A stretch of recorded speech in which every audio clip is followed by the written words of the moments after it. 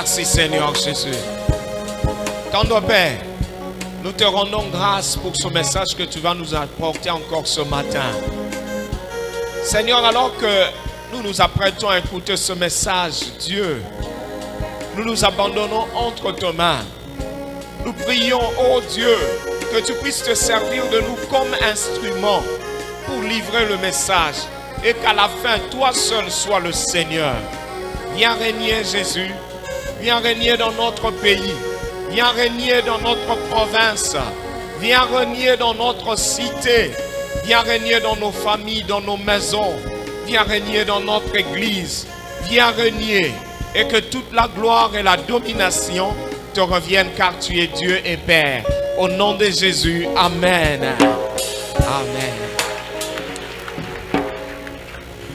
Merci beaucoup. Nous prenons nos Bibles dans le livre de Matthieu chapitre 21, verset 9 au verset 23. Matthieu 21, 9 à 23. Ceux qui précédaient et ceux qui suivaient Jésus criaient « Hosanna au fils de David ! Béni soit celui qui vient au nom du Seigneur. Hosanna dans le lieu très haut. » Lorsqu'il entra dans Jérusalem, toute la ville fut émue et l'on disait « Qui est celui-ci » La foule répondait « C'est Jésus le prophète de Nazareth en Galilée. » Jésus entra dans le temple, il chassa tous ceux qui vendaient et qui achetaient dans le temple. Il renversa les tables des changeurs et le siège de vendeurs de pigeons. Il leur dit, il est écrit, ma maison sera appelée une maison de prière, mais vous, vous en faites une caverne de voleurs. Des aveugles, des boiteux s'approchèrent de lui dans le temple et les guérit. Mais les principaux sacrificateurs et les scribes furent indignés à la vue des choses merveilleuses qu'il avait faites. Et des enfants qui criaient dans le temple « Hosanna au fils de David !» Ils lui dirent « Entends-tu ce qu'ils disent ?» « Oui, leur répondit Jésus. N'avez-vous jamais lu ces paroles? Tu as tiré des louanges de la bouche des enfants et de ceux qui sont à la mamelle. » Et les ayant laissés, il sortit de la ville pour aller à Béthanie, où il passa la nuit. Le matin, en retournant à la ville, il eut faim. Voyant un figuier sur le chemin, il s'en approcha, mais il n'y trouva que de feuilles. Il lui dit, « Que jamais fruit naisse de toi. » Et à l'instant, le figuier sécha. Les disciples qui virent cela furent étonnés et dirent, « Comment ce figuier est-il devenu en un instant sec ?»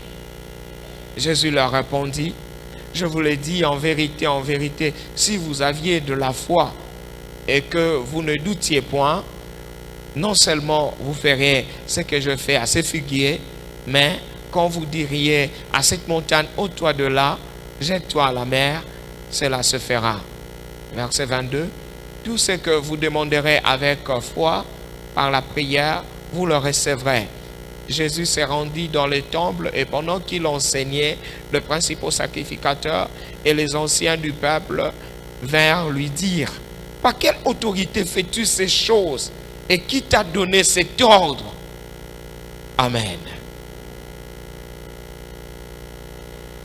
Aujourd'hui, j'aimerais intituler mon message « Le Saint-Esprit aime la préparation ». Donc je vais parler de la préparation. Le Saint-Esprit réagit à la préparation. Le Saint-Esprit aime la préparation. Nous voyons Jésus-Christ en train de se rendre à ce qui semble être pratiquement la dernière épisode de son ministère. Jésus a fait beaucoup de miracles, il a fait un ministère fructueux pendant 3 ans et demi. Et voilà, il se rend à Jérusalem. Jésus, c'est vraiment un héros remarquable. Il sait ce qu'il attend à Jérusalem, mais voilà, il se prépare. Il se rend là avec courage, il va affronter la mort. Ça fait déjà 2 fois que Jésus est parti à Jérusalem.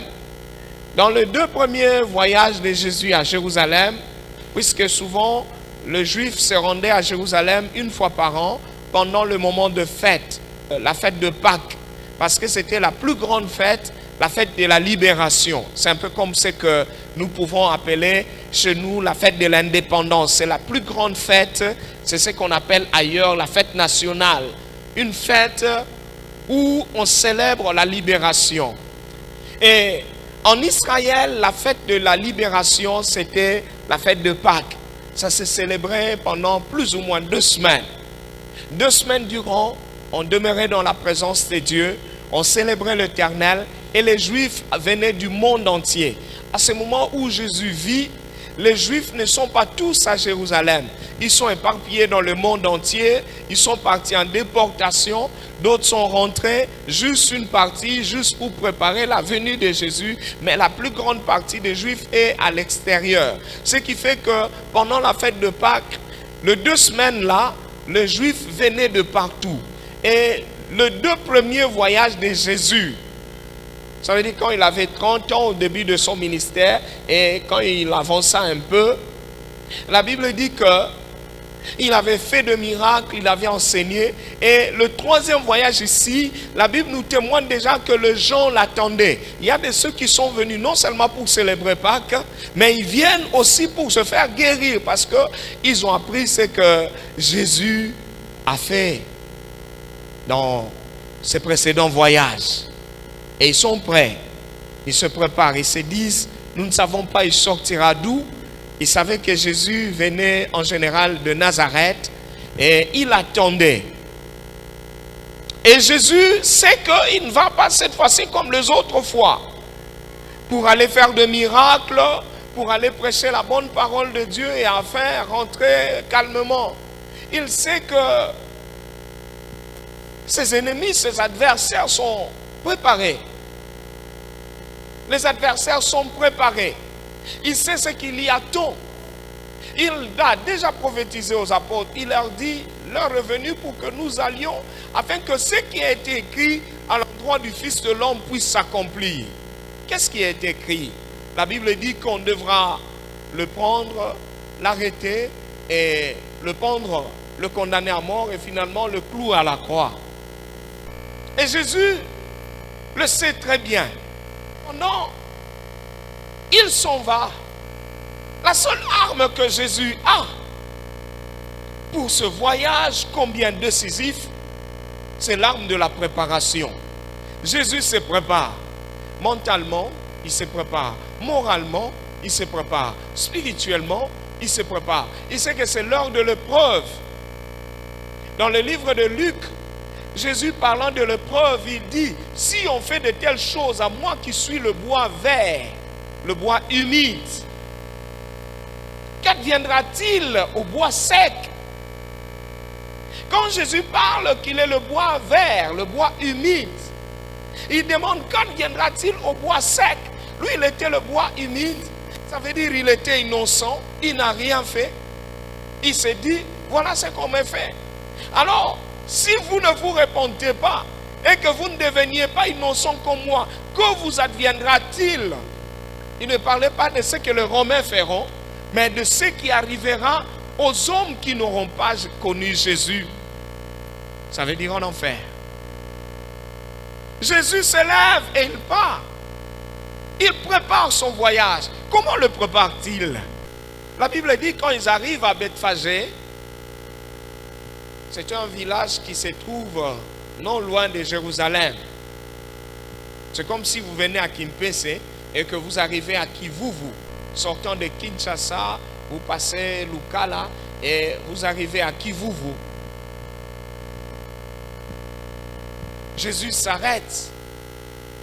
Il fait preuve d'une grande maîtrise et d'une préparation étonnante.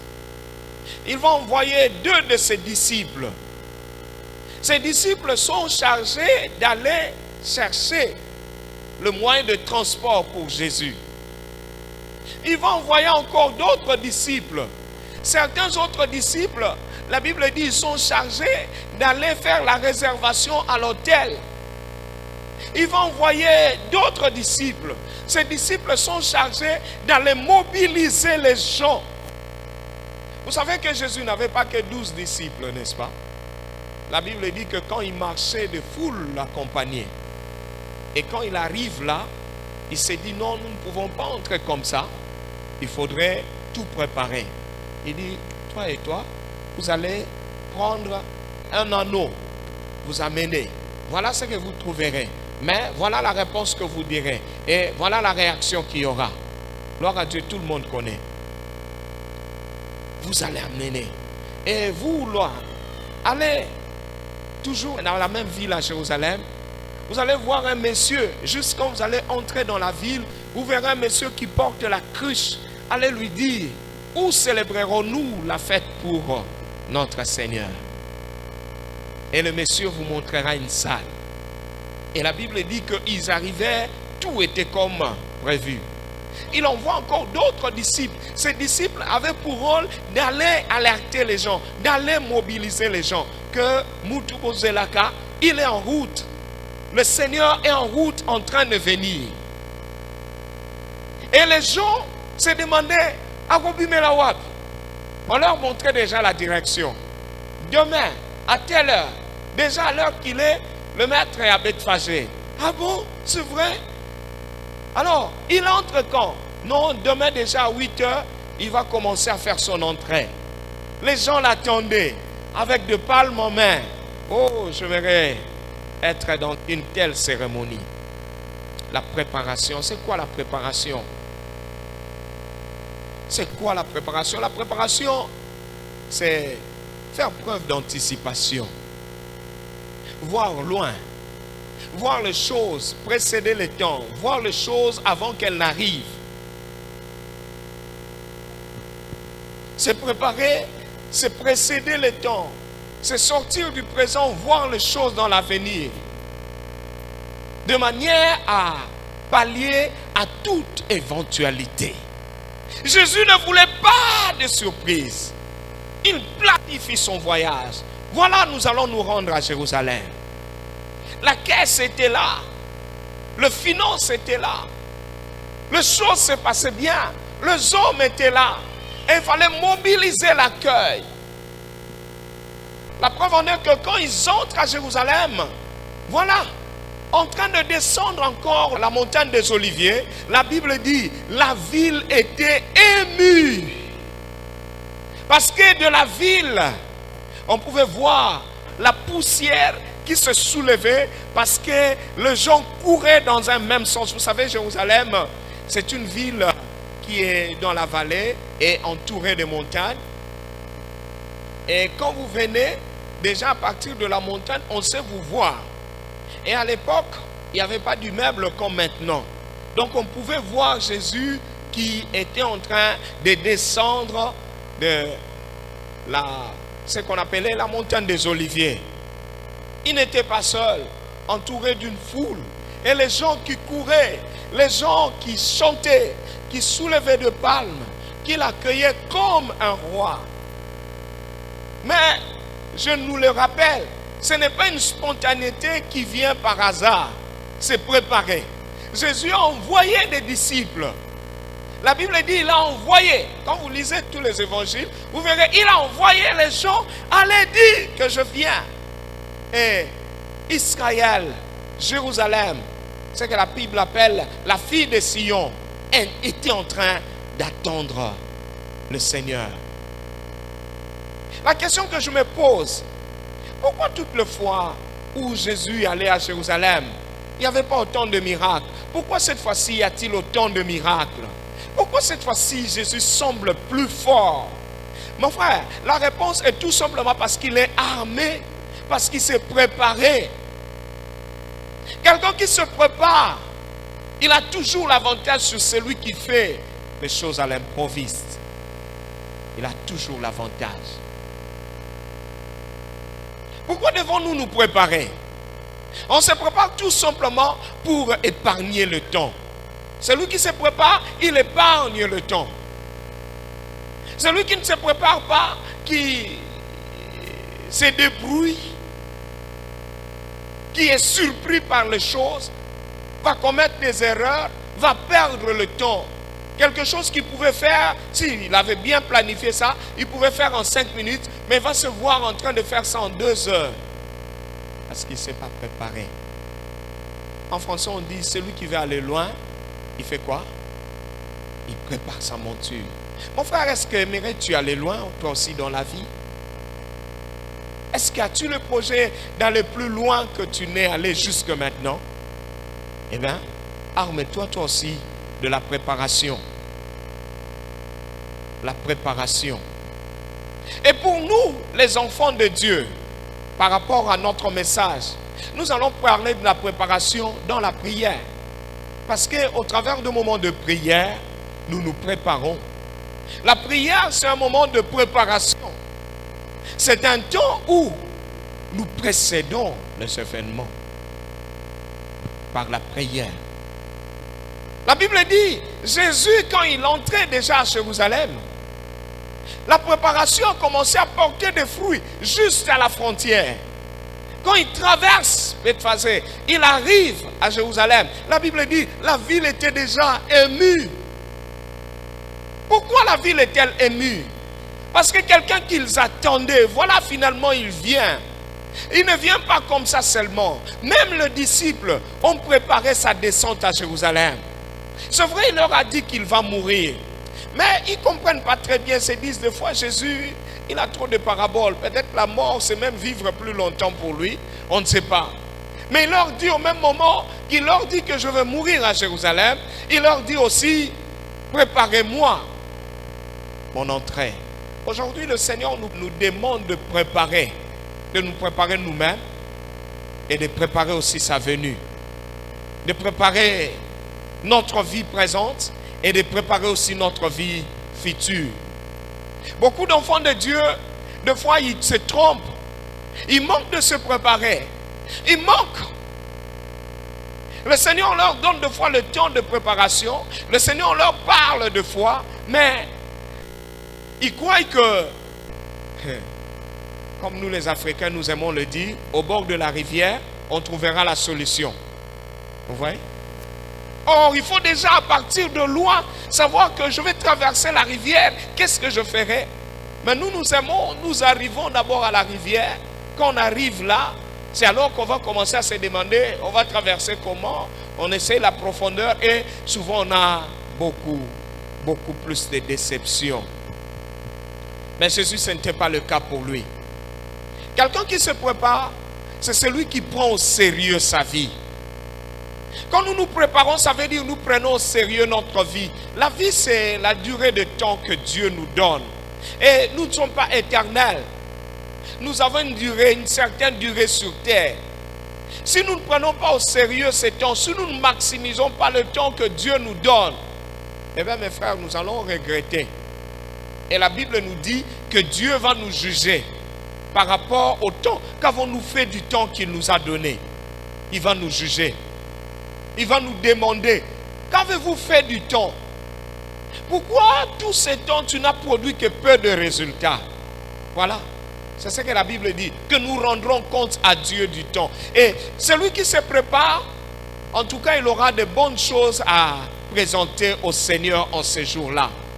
Seigneur, tu m'as donné, même si Dieu te donne 20 ans de vie, mais qu'as-tu fait de 20 ans, de tes 20 ans? Si Dieu t'a donné 80 ans ou 100 ans de vie, qu'auras-tu fait de tes 100 ans? Même si Dieu t'a donné moins que ça, ce n'est pas combien de temps tu as vécu, mais la question est-ce que as-tu vécu ou pas? Oui. Alors qu'as-tu fait de ton temps de vie? Qu'as-tu fait? Jésus savait qu'il allait mourir, mais il savait aussi que sa mission n'était pas encore terminée. Avant sa mort, il savait qu'il devait prononcer la précieuse phrase disant « tout est accompli ». Mais jusque-là, il n'avait pas encore tout accompli. Les Écritures disent qu'il devait se rendre dans le temple et qu'il devait purifier le temple. Il ne l'avait pas encore fait. Les Écritures disent qu'avant qu'il ne parte, on devait l'accueillir comme roi à Jérusalem. Il ne l'avait pas encore fait. Mais qu'est-ce qu'il faut faire? Il pouvait lui aussi, parce que c'était un homme, il pouvait lui aussi mettre à s'alarmer sur son sort, disant: Seigneur, ils vont me tuer. Mais non, Jésus passe son temps à se préparer. Il donne des ordres. Et j'aime l'attitude des disciples. Au début, il se posait des questions qui divisaient. Et c'est ce qui empêchait aussi à Jésus de régner. Les genres de questions: lequel est le plus grand parmi nous? Lequel? C'est un peu ce qui se passe actuellement dans l'église. Alors que Jésus revient, alors que les choses sont... Le pays même a besoin de nous. Vous savez que le pays a besoin de l'église, n'est-ce pas? Le pays n'a pas besoin de l'église pour autre chose. Le pays a besoin de l'église pour le conseil, la parole de Dieu, et aussi pour la prière. Malheur aux hommes de Dieu qui vont se rendre auprès des hommes politiques pour chercher à soutirer de l'argent. C'est de l'argent pour lequel Dieu vous jugera. Le pays n'a pas besoin d'autre chose. Bien-aimé, alléluia. Le pays a besoin de la prière. Le pays sait que l'église existe. Même les gens qui meurent, les gens qui connaissent ce problème, ils se disent: est-ce que Batuanzambe Bazate Basamme la Ponamboka? Et Batuanzambe, ce n'est pas eux, c'est toi et moi. Est-ce que tu peux dire à celui qui est à côté de toi, Ozamutuanzambe, sur qui le pays peut compter? La Bible dit: Élie était un homme de même nature que nous. Il a prié pour que cesse, pour que la pluie ne tombe pas. La pluie n'est pas tombée. Aujourd'hui, on ne va pas prier pour que la pluie ne tombe pas. Mais est-ce que nous aussi, nous pouvons prier comme Élie pour que la guerre soit déviée de notre pays? Vous savez, les gens d'ailleurs, ils aiment alimenter, soutenir les uns les autres, afin de le pousser à la confrontation. Et quand ça arrive, ils sont les premiers à prendre les avions, à partir et à vous laisser mourir dans votre pays. Et c'est à ce moment-là que Dieu a besoin de toi, Église. Prie. Prépare les choses. N'attends pas que quelque chose arrive pour qu'on commence à prier, pour qu'on aille faire de veiller, pour qu'on aille chercher Dieu. C'est le moment. Est-ce que quelqu'un peut dire c'est le moment? Jésus était encore à Bethphagée. Il n'attendait pas qu'il entre d'abord. Après, est-ce que pourquoi moi cheval? Non. Il savait. Dieu m'avait dit que je vais voir ma gloire venir. Je sais, je ne les ai pas encore vus. À l'époque, ils n'avaient pas l'internet comme maintenant pour qu'ils puissent voir qu'est-ce qui se passe de l'autre côté de la frontière. Non. Mais il avait seulement la foi en ce que Dieu lui a dit. Mon frère, qu'est-ce que Dieu t'a dit? Et comment te prépares-tu par rapport à ce que Dieu t'a dit? Mon frère, bien de fois, bien de gens ratent des choses que Dieu leur a dites parce qu'ils ne se sont pas préparés. Ils ne se sont pas préparés. Moi, des fois, je médite sur la vie des hommes de Dieu dans la Bible. Je vois un homme de Dieu, je ne sais pas. Mais est-ce que ça vous choquerait si je disais que Samson est l'homme de Dieu le plus malheureux de la Bible? Pourquoi je l'appelle le plus malheureux? Un homme qui échoue à sa mission. Dieu avait fait de cet homme un homme fort, un homme grand. Mais il ne savait pas pourquoi. Ses parents, bon, je ne sais pas, peut-être parce que Dieu avait peut-être parlé avec ses parents et pas lui. Dieu avait dit à ses parents que vous êtes stériles, mais je vous donnerai un enfant précieux, n'est-ce pas? Et cet enfant, il sera grand, il commencera à délivrer son peuple d'entre les mains de ses ennemis. Alors, à cause de son alliance, vous ne couperez pas ses cheveux. Et Samson avait de longs cheveux. Vous savez, un homme qui a beaucoup de cheveux, en général, il attire des femmes, n'est-ce pas? Alléluia. Et Samson, quand il marchait, il était remarquable. Avec des cheveux, des longs cheveux. Il était remarquable. Peut-être qu'on lui faisait des tresses. La Bible dit qu'il avait des tresses, n'est-ce pas? On lui faisait des tresses. Quand il marchait, il était un homme un peu particulier. Et tellement qu'il était l'enfant unique, les parents échouaient dans l'éducation de cet enfant. Vous savez, un petit enfant, un enfant qui naît seul dans la famille, vous avez du mal à l'éduquer. Vous le laissez, c'est comme un prince. C'est un enfant comme on appelle un enfant gâté. Il y a des parents ici, il ne faut pas gâter les enfants. Les enfants ont besoin d'être disciplinés. Des fois, nous avons des problèmes même dans l'école. Il y a des enfants, quand vous lui dites une chose, à quel fond de pas parent ne ba yeli bino. Oh, boye bisi mwana na biso akombola pona nini. Mais comment votre enfant ne balayera pas? Non, non, ici à l'école, les enfants doivent apprendre à balayer. Alléluia. Et il doit balayer. Oh, mwana na biso, ce qui soit belirim. Oh, vous check qui s'arrive à koyoka bien. Pourquoi ça? Parce qu'à la maison, il ne fait rien. Il y a les domestiques pour tout. Il ne fait rien. Il ne fait rien. J'avais un ami qui s'était marié à l'époque de la Deuxième République. À un enfant, vous connaissez les enfants de mouvancier de l'époque. Moi, nous on croyait qu'elle blaguait. Aïbita kukata matungulu te. Simbi matungulu, le kola mutua simbi gilette. Vous voyez quelqu'un qui prend la lame de rasoir pour se tailler les ongles. Comment on tient la lame de rasoir? C'est comme ça qu'elle tient le couteau pour couper les oignons. Oh, mais ils sont tous qui n'a beau, ils n'ont pas kata kama matungulu. Ah! J'ai demandé à mon ami, maintenant au balélier nini. Elle avait un bon français à la bouche. Oh, moi je suis né à Belgique. Et quand nous étions à 120, nous étions là, nous sommes rentrés. L'autre jour, mon père m'a dit, ma mère, oh, vous savez, ce mariage n'a pas fait 6 mois. Bah, kabwana, bah, bebana. Les garçons ont fui. Il était obligé de fuir parce que un enfant qui n'était pas préparé, gâté. Maintenant, toi là, qu'est-ce que tu vas faire dans la vie? Elle avait le projet, le jour où elle va tomber enceinte, son père lui a dit qu'elle va aller en Europe, on va prendre la grossesse, on va mettre ça sur une mère porteuse.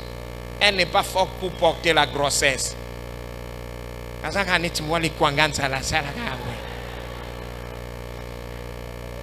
Bon, si tu es comme ça, c'est pas toi. Hein? Est-ce qu'on peut acclamer le Seigneur?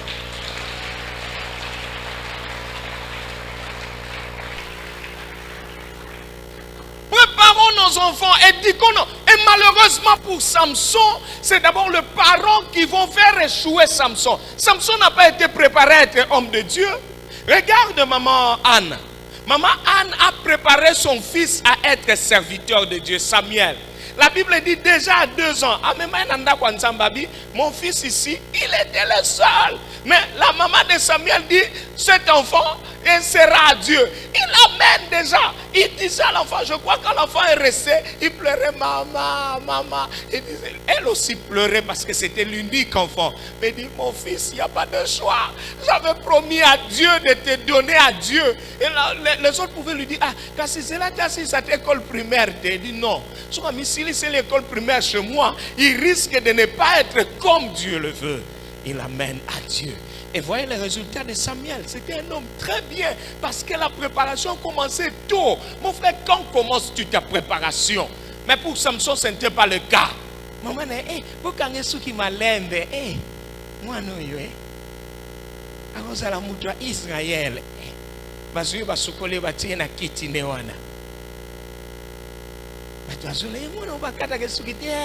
c'est lui qui va commencer à vous délivrer. Il était là. Quand on lui dit quelque chose, sa maman intervient. Son papa intervient. Conséquence, un enfant non discipliné. La Bible dit qu'il commençait à vouloir épouser une femme étrangère. Les parents lui ont dit, il y a la capacité, il y a la beauté. Il dit non, non, non. Bon. Les parents faibles. Conséquence, à la fin, Samson est mort aussi, ratant sa mission. Pourquoi? Parce qu'elle échec dans la préparation. Mon frère, est-ce que échoues-tu dans la préparation? Et pourtant la Bible dit qu'il devait être loin du Saint-Esprit depuis le ventre de sa maman. Mais quand le Saint-Esprit vient, le Saint-Esprit aime et cherche la préparation. Il y a beaucoup de gens ici qui ont l'onction du Saint-Esprit. Mais cette onction est cachée dans des tiroirs. Ne faisons rien. L'onction est en train de moisir. Pourquoi? Parce qu'ils ne sont pas préparés. Des fois même ce pourquoi Dieu les a oints passent, mais ne se rendent pas compte. Ils ne se rendent pas compte. Ça n'arrivera pas au nom de Jésus.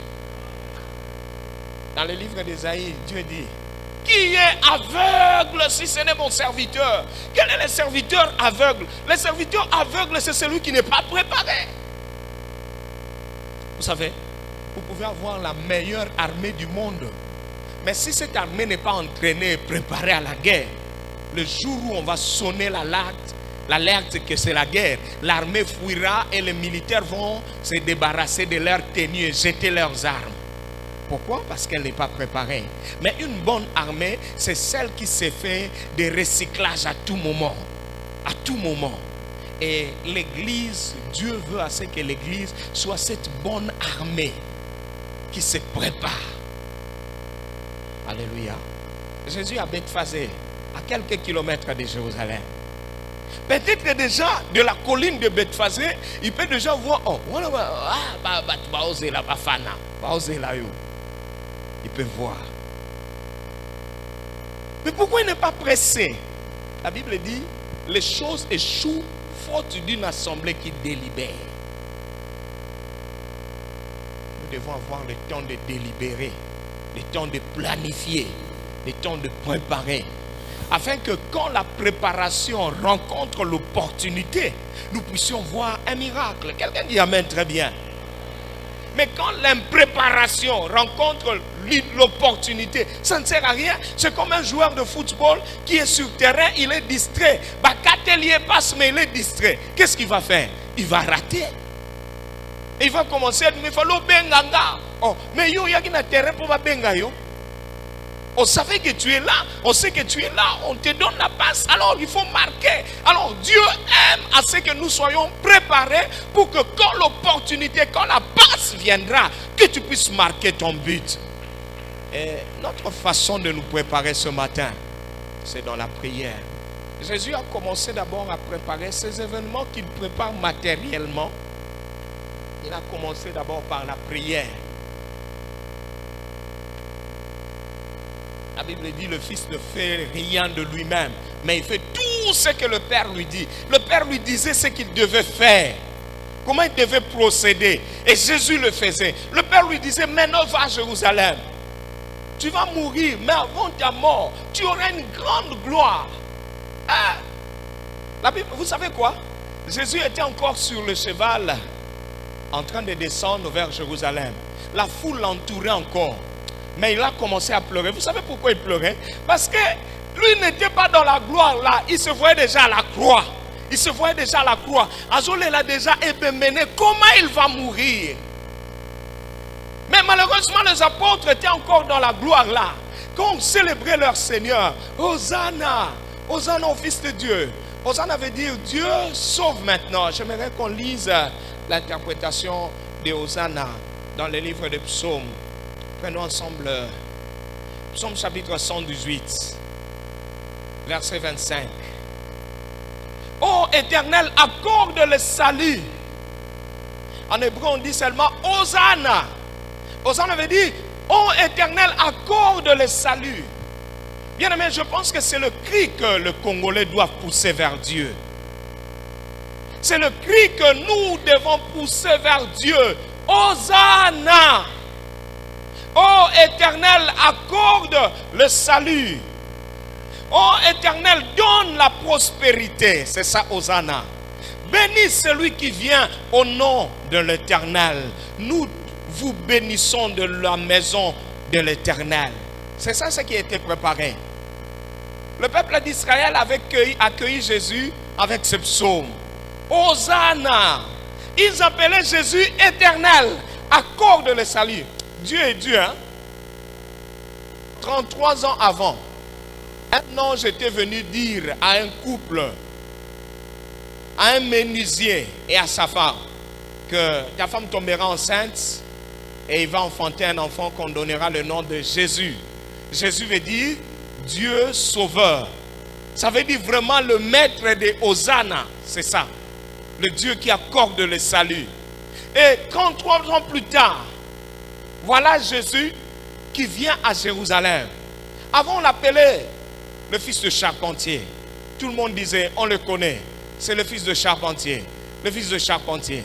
Mais ce jour-là, après la préparation, il a revêtu la grandeur de sauveur. La Bible dit quand il descendait, le peuple élevait le rameau et disant Hosanna. Chacun disait Hosanna, ça veut dire que c'était la prière à la fois individuelle de tout un chacun dans la foule et aussi la prière collective. Ça veut dire, les gens disaient Hosanna, soulevant des rameaux.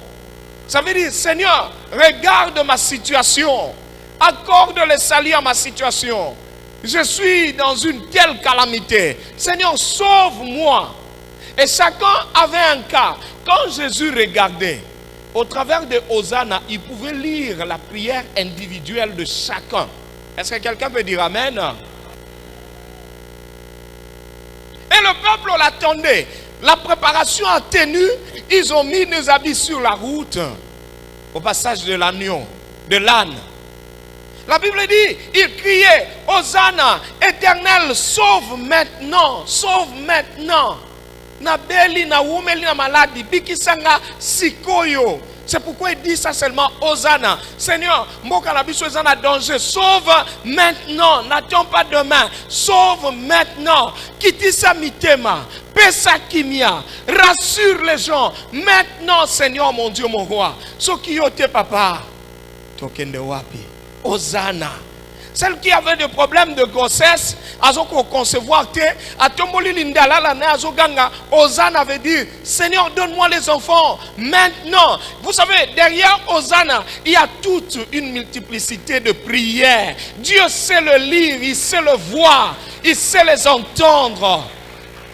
Et Jésus est préparé à répondre à toutes leurs préoccupations. Mon frère, je vais te dire une chose. La Bible dit, parce qu'il exauce la prière, tous viendront vers lui. Tout celui qui dit Hosanna à Dieu, jamais Dieu ne va le renvoyer. Oh, toi tu dis seulement Hosanna, mais je n'ai rien pour toi. Va en voir même prochainement. Rentre même prochainement. La Bible dit tous venaient. Et Jésus était là, élevé. Est-ce que quelqu'un peut acclamer réellement le Seigneur de gloire? Le Dieu qui entend la prière. Le Dieu qui entend la prière. Je crois, à la fois pendant que Jésus était en train d'écouter ces cris de Hosanna, il était à la fois aussi en train de féliciter ceux qui ont travaillé. Ah, ceux qui étaient à la mobilisation ont réussi. Que Dieu vous bénisse. Ceux qui étaient allés chercher l'anneau ont réussi. Voilà, l'âne et l'anneau sont venus. Ah, merci. Ceux qui ont fait la réservation, est-ce que, où sont mes bagages? On lui dit, Seigneur, ne t'inquiète pas, les bagages sont déjà dans la chambre. Ah, la chambre haute, n'est-ce pas? Merci. Et Jésus savait que dans la chambre haute là, c'est là que viendra le Saint-Esprit. Jésus est allé loger là lui-même d'abord. La chambre haute, c'était une grande chambre, une grande salle. Mais Jésus a loué ça. C'est ce qu'on appelle aujourd'hui une salle de fête, mais en hauteur. Jésus est allé louer ça. Il s'est dit, je viendrai à Jérusalem.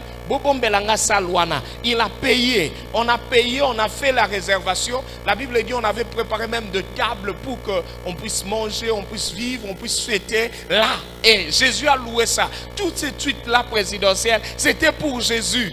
Tout était prêt. Et Jésus est en train de descendre. Mais voilà, quand il descend, il ne savoure pas la victoire du moment. Il est toujours en avance par rapport au temps. Alors qu'il est encore en train, je pense, en train de recevoir ce bain de foule, normalement, la réaction naturelle serait d'oublier un peu ce problème, n'est-ce pas? Mais Jésus commence à pleurer. Il pleure. Ses disciples s'approchent. Seigneur, qu'est-ce qui se passe? Et il commence à crier, Jérusalem, Jérusalem, toi qui tues le prophète et qui lapide. Pourquoi il dit ça? Il se voit déjà, non pas en train d'être célébré comme ça, mais se voit déjà à la croix. Mon frère, quand tu es dans le présent, que vois-tu dans le futur? Si tu ne vois rien dans le futur, tu ne seras pas préparé. Ce que tu vois dans le futur, la première préparation que tu pourras en faire, c'est de prier. C'est de prier. La Bible dit Jésus alla dans les temples. Il renversa les tables. Après, qu'est-ce qu'il fit? Il sortit de la ville. Pourquoi il sortit? Il s'est rendu encore à la montagne en train de prier. C'était ça l'habitude de Jésus. Pourquoi Jésus avait autant de victoires? Facilement on dirait parce qu'il était le fils de Dieu, parce qu'il était appelé de Dieu, parce que c'était lui. Non, Jésus n'avait pas de victoire parce qu'il était le fils de Dieu, mais Jésus avait des victoires parce qu'il préparait ça. Mon frère se prépare toutes tes semaines. Voilà, tu vas commencer une nouvelle semaine. Quelle préparation as-tu déjà faite de la semaine? Qu'as-tu déjà préparé?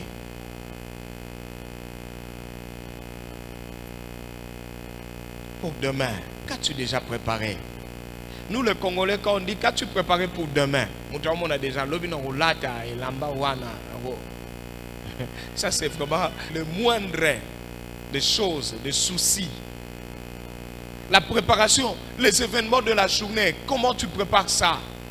Église, nous sommes en face de beaucoup de défis. Comment nous préparons-nous? Jésus est dans la gloire. Au lieu de triompher, mais Jésus précède. Il s'est dit, après cette gloire, que m'arrivera-t-il? Et il voyait déjà la croix. Je m'imagine, il voyait déjà la colline de Golgotha.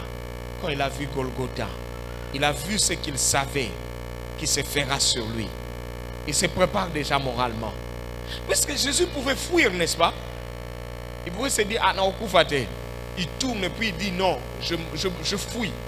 Ou bien il truque les événements. Il arrive là-bas, il commence à tout nier. Oh, toi tu as dit tu es le roi des Juifs. Oh, non, le pas nan. Nga, non, le nan. Ah, le roi des Juifs. Comme nous allons améniser. Oh, toi tu as dit tu vas détruire ce temple. Puis dans 3 jours. Ah, moi j'ai dit ça. Ce temple en brique comme ça, moi je vais détruire ça. Ah non. Même Pilate va dire non, c'est pas vrai. Alors pourquoi vous l'avez amené ici? Bon, Jésus, oh, écoutez, tu peux rentrer, va continuer ta vie. Et il irait continuer, mais sans gloire. Parce qu'il sortirait de la volonté de Dieu. Se préparer, c'est savoir la volonté de Dieu. Et prier par rapport à la volonté de Dieu. Mon frère, cette semaine, nous entrons en prière. Nous voulons commencer nos 3 semaines de prière. Moi, je voudrais que pendant cette semaine, tu puisses te préparer. Nous nous préparons à quoi? Nous nous préparons à ce que Dieu nous réserve dans l'avenir. Dieu dit, je connais le plan que j'ai réservé pour vous. Le plan de bonheur et non de malheur. Prépare-toi, prépare tes enfants. Ne sois pas comme la maman de Samson qui n'a pas préparé son enfant. Je crois le dernier jour, Dieu ne le jugerait même pas. Il va appeler seulement Anne. Anne, mets-toi là. Parle à la maman de Samson. Maman, comment ton enfant est chou? Eh Seigneur, moi non bon Anne, qu'est-ce que tu avais fait? Oh non, moi j'avais amené mon enfant. Mais toi tu savais que ton enfant servirait Dieu. Pourquoi tu n'as pas amené au temple? Oh Seigneur, ah gloire à Dieu. Maintenant voilà ce qui arrive. Il a joué. Comment prépares-tu tes enfants? Comment te prépares-tu toi-même?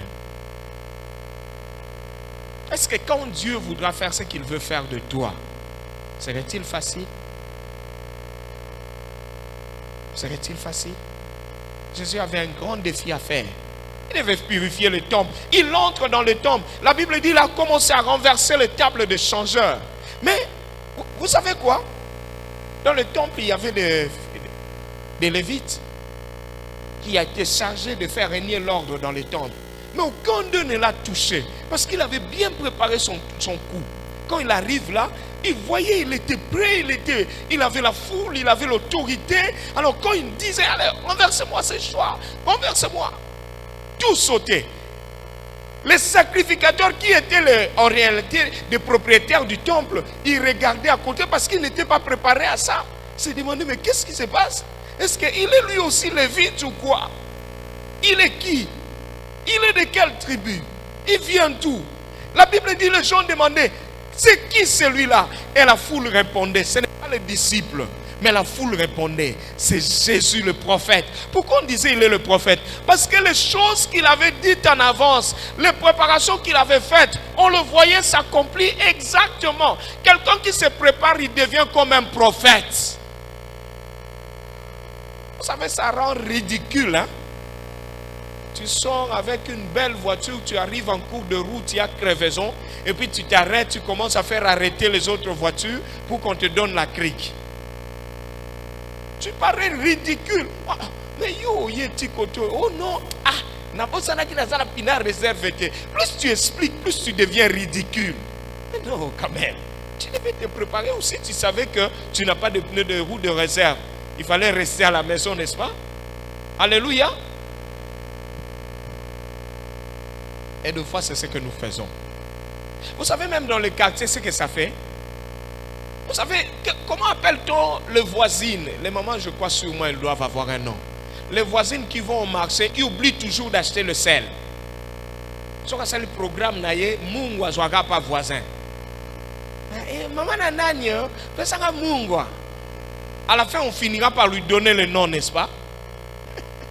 On finira par lui donner le nom. On va dire qu'il fait ça exprès. Comment est-ce que l'obi a bossé qui mungwa? Le soit bossé ni mungwa, mais finalement, pas son bel que mungwa ya gotia. Ouais. Et pourtant le sel c'est une petite chose, hein, mais ça te fait perdre la personnalité. Pourquoi? Parce que tu n'avais pas anticipé. Tu vas dire non, je vais acheter la viande, je vais acheter ça et le sel. Ah non, on va voir à la fin. Et à la fin, tu te rends compte qu'il n'y a plus d'argent et tu n'as pas fait ça. Mais quelqu'un qui est prudent avant de partir au marché, il fait son plan. J'ai autant. Je vais. Ça peut arriver un jour où on a lambi foufou et koufite pas. Mais toi, chaque semaine, hein, 3 fois par semaine, foufou na yo, il faut koufa. Et puis, au Kendo Senga papa, papa, tu n'es la personne, Sanyo, tiens foufou, et koufi. Vous voyez, ça fait perdre la personnalité. Avant de préparer ce qu'il n'avait pas vu, ce qu'il avait. Même Dieu ne t'encourage pas en cela. Maman, si tu es ici, tu fais ça, il faut arrêter. Il faut arrêter. Il faut se préparer. Même il y a aussi des hommes, quand ils vont au service, ils n'achètent pas de sucré pour les autres. Lui, il est seulement là. Hein, il fait comme s'il causait, mais à la fin, vous achetez 2 sucrés, vous lui donnez, lui, il boit seulement. Mais vous avez le même salaire. Vous connaissez ce genre de personnes, n'est-ce pas? Vous avez le même salaire, les mêmes avantages. Mais lui, il semble être plus économe que vous. Quand vous n'achetez pas, il se plaint aussi. Ah, le lonzala, le pour sa maille, ah, le pour sa sucré. Et quand vous achetez, lui, il prend seulement. Et il répond peut-être aussi merci, croyant que demain il va aussi sauver son honneur. Non.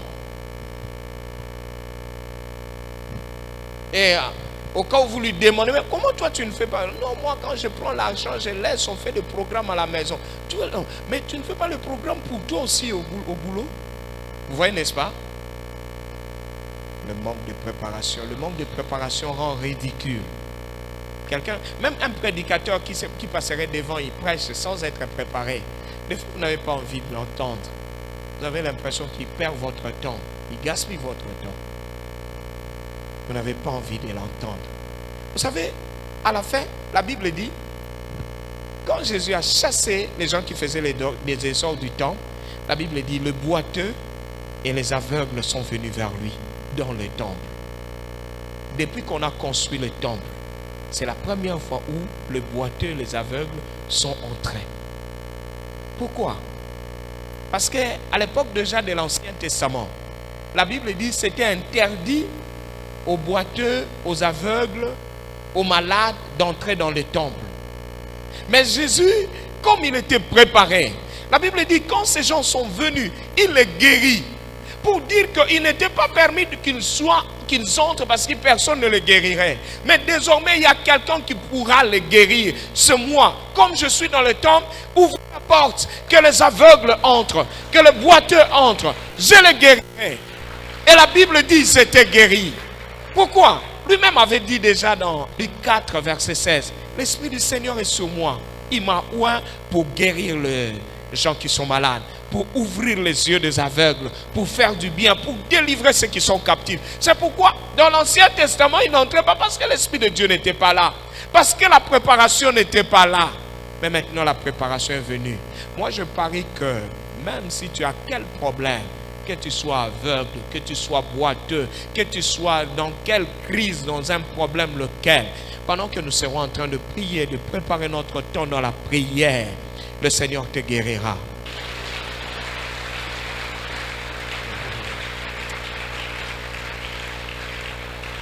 C'est pourquoi vous voyez la réaction. La Bible dit les sacrificateurs se sont approchés de lui pour lui demander: mais de quelle autorité tu fais ces choses? Hein? Qui t'a donné le droit de faire entrer les aveugles et les boiteux dans le temple?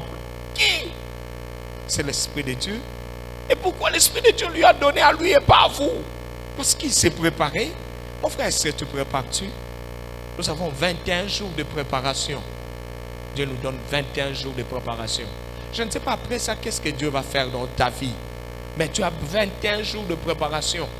Aujourd'hui, quand tu rentres chez toi, dis à ta maison que j'ai 21 jours de préparation. Ne me dérangez pas. Je serai en prière, je serai en jeûne. Quelqu'un te dira au Kokonda, dit oui, dans Kokonda, mais je me serai préparé. Ça ne sert à rien d'échouer gros. Mieux vaut réussir maigre qu'échouer gros. Est-ce que quelqu'un peut dire amen? Oh, parce que je tiens à la préparation. Quelqu'un qui sait qu'il va jouer, c'est pas moi, le football ou quoi, il se donne des privations, il court, il fait le sport, il fait tout. Pourquoi? Parce qu'il tient à son trophée. Et toi, tu tiens à quoi? Écoutez, si tu ne te prépares pas, tu n'auras pas de résultats. Ne te donne pas que tu échoues aussi calmement. Mais préparons-nous. Est-ce que Dieu t'a promis quelque chose? Est-ce que tu es prêt? Anne pouvait dire que non, Dieu, je t'avais dit que cet enfant sera à toi. Il garde l'enfant jusqu'à 20 ans et puis il l'amène dans le temple. Cet enfant ne servira à rien. Il serait peut-être pire que Samson. Mais Anne a préparé son enfant à 2 ans déjà. Est-ce que veux-tu préparer tes enfants aussi dans la prière? Quand nous amenons les enfants même les dimanches à l'église, nous les amenons pour le présenter devant Dieu.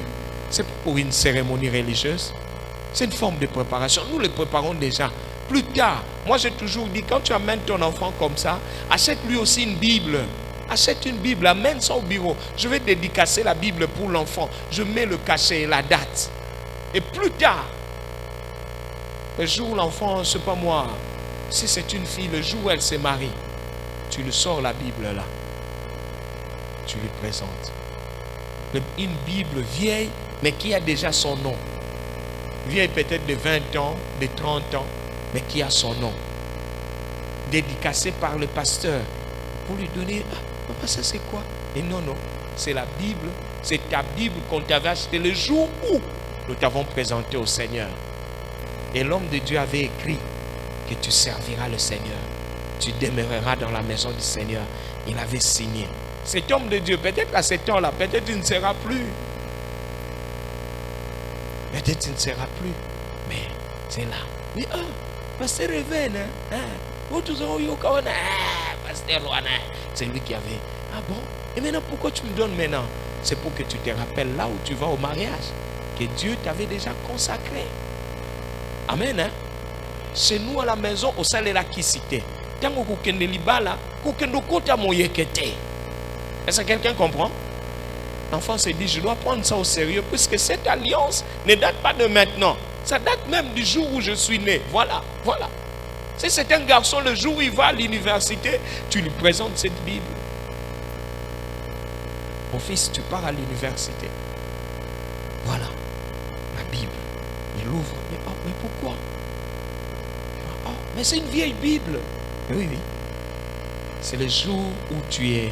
Même si possible à l'intérieur, vous mettez même la photo de sa présentation. Je sais que chez nous les Africains c'est pas facile, hein, avec nos déménagements, tout ça. Mais est-ce qu'on peut faire ça pour... C'est le meilleur cadeau par rapport à ce que nous parlons. Tous sont les congélateurs. C'est vrai. En plus, si c'est du congélateur ou de quoi vous pouvez lui donner, donnez-lui aussi cette Bible-là. Et rappelez-lui. Rappelez-lui.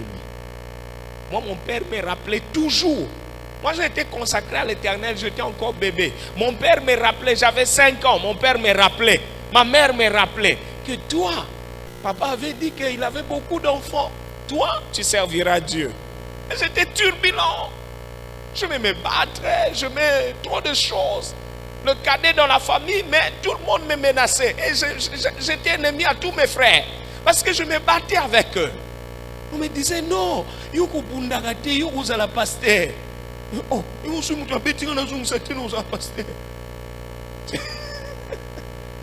c'est comme ça que j'ai répondu à ma mère.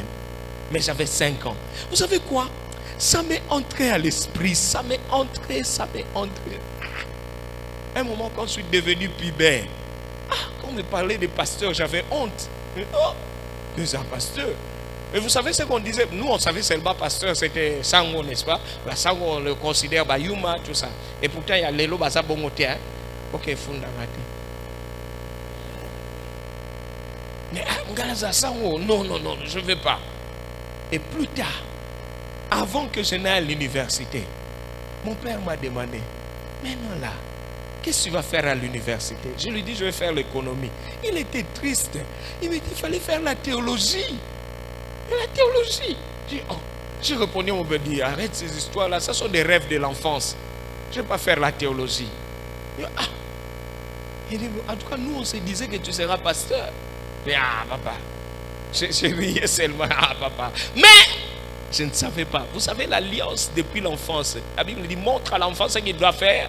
Quand il sera vieux, il ne s'en détournera pas. Bien aimé, alléluia. Quand Dieu a commencé lui-même à me suivre, Dieu a commencé lui-même à me suivre. Dieu me parle. Jusqu'à ce que mon cœur a commencé à bouillir. J'ai dit, Seigneur,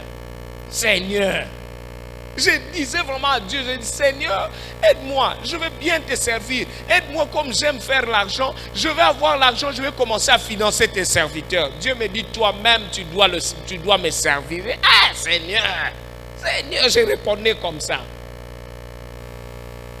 Le jour où j'ai aimé ma femme, je lui ai dit, maman, vous savez, ma question va tout naka. Je ne sais pas pourquoi. Oh yo, Otanga. Ça la classe nini. Je lui ai dit, qu'est-ce que tu fais dans la vie? Je lui ai dit. Quand je voulais m'arrêter, quelque chose m'a dit, ajoute ceci. Je lui ai ajouté, maman, j'ai étudié, mais j'ai un appel dans la vie. J'ai dit ça à ma femme. J'ai un appel. Le Seigneur m'a toujours dit, je le servirai. Je suis sûr, je ne sais pas quand. Mais un jour, je vais tout arrêter pour me consacrer à Dieu. Elle m'a dit, d'accord, je suis d'accord, moi aussi j'ai un appel. J'ai dit, Dieu ne fait rien pour rien. Amen, hein? Oh.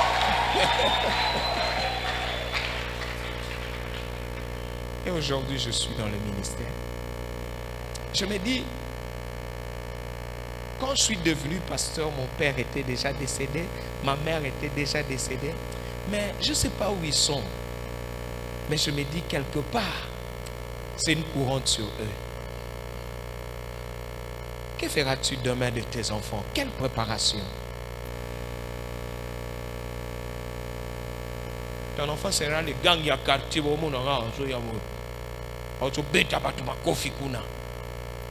Il sera qui? Que dis-tu de tes enfants? Que dis-tu de toi-même? Que dis-tu de ton avenir? Que dis-tu de ta famille? Jésus dit, moi et ma maison, nous servirons l'Éternel. Pourquoi? Parce qu'il a pris soin de préparer sa maison. Il sait que je m'en vais mourir. Mais même après moi, ma maison ne servira pas à autre chose. L'Éternel et ta maison. Inclinons-nous dans la prière. Nous allons